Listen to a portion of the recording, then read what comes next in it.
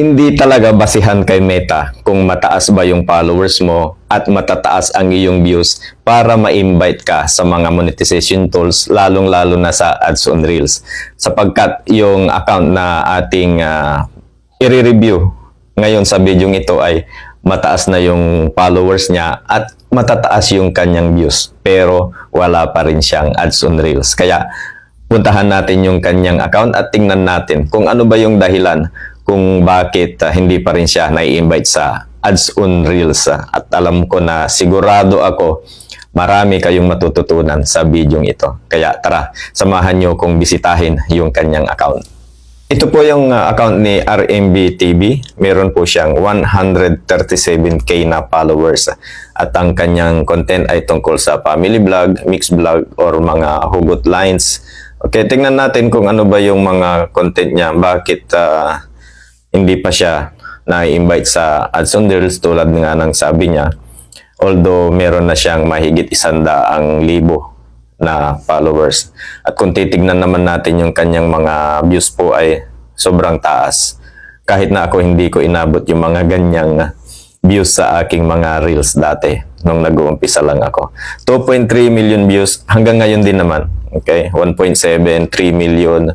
Yun po yung kanyang mga views ng kanyang mga content. At ito po yung tatlo na may mga million views niya. Okay. Okay.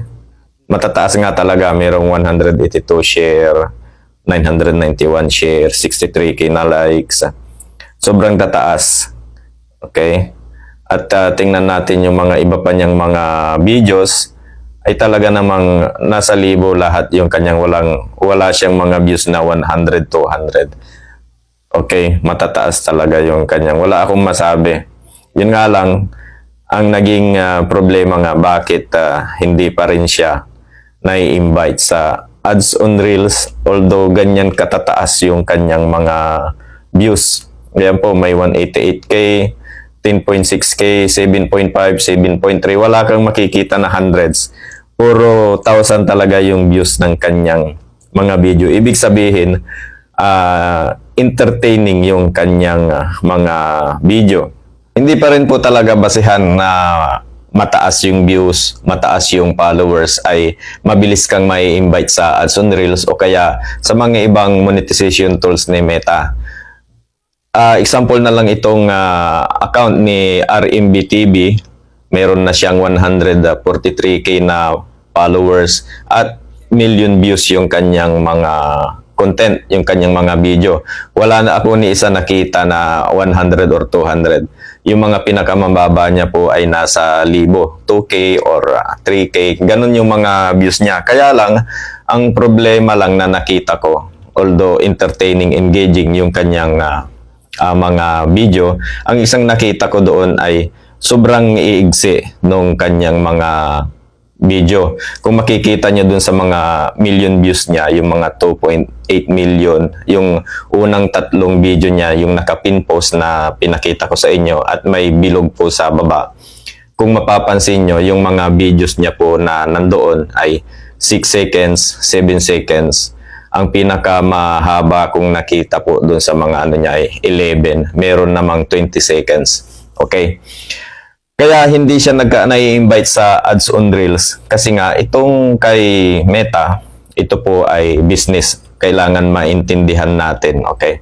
Ito po ay business. At hindi kikita si Meta kung walang advertiser, okay?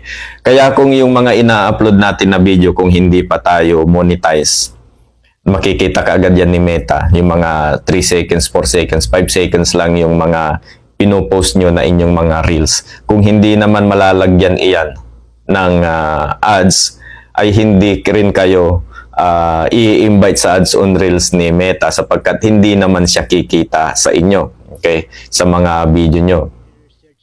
Karamihan kasi ngayon na mga nagwa-viral talaga, kaya nga umaabot ito ng mga million views kasi nga sobrang iigsi, okay? Isang click lang, 3 seconds, 4 seconds, isang click lang may magko-comment, isang comment lang doon naka 4 or 5 replay na yung video. Kaya matataas talaga yung views. Pero ito po ay kung mapapansin nyo ay hindi po iyan magkakaroon ng ng ads kapag kayo po ay monetize na. Okay? Kasi hindi po yan, yung mga maiigsing video ay hindi po pwedeng lagyan ng ads yan ng mga advertiser. Walang patalastas na mailalagay dyan kapag maiigsi lang yung mga videos.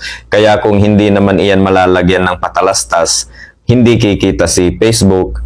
Kaya para ano pat i-invite niya kayo sa ads on Reels. Kaya kung nagsisimula pa lang kayo, lagi kong sinasabi, huwag kayong gagamit ng mga music dahil yan ay copyrighted. At huwag rin kayong mag-upload ng mga maiigsing video tulad ng mga 3 to 4 seconds, 3 to 5 seconds na naririnig nyo doon sa mga malalaking content creator. Sila po ay mga monetize na. Okay? Kaya walang problema sa kanila na sila ay mag-upload ng mga 3 to 5 seconds. Kasi kahit na hindi malagyan ng patalastas yung kanilang mga video, monetize na sila.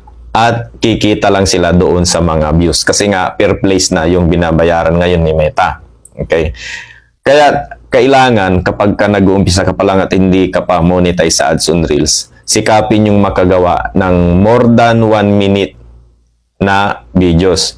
I-maximize yung 90 seconds or at least 1 minute na video. Huwag kayong mag-upload ng mga 10 seconds, 11 seconds. Kasi yan ay hindi papasa sa advertiser. Kapag hindi pumasa sa advertiser ang isang video, hindi kikita si Facebook. Kaya kung hindi ka pa monetize, iwasan nyo yung mag-upload ng mga maiigsing video. Yan lang po yung nakita ko na problema doon sa mga video ni RMBTV. Magaganda yung kanyang content, entertaining, matataas ang views, pero sobrang iigsi ng kanyang mga video. So muli po, maraming salamat. Sana po ay may natutunan muli kayo sa video ito na aking ibinahagi sa inyo at huwag ding kalimutang ibahagi sa iba para naman yung mga nagsisimula ay malaman nila yung mga pwede at hindi pwedeng gawin dito sa platform ni Meta.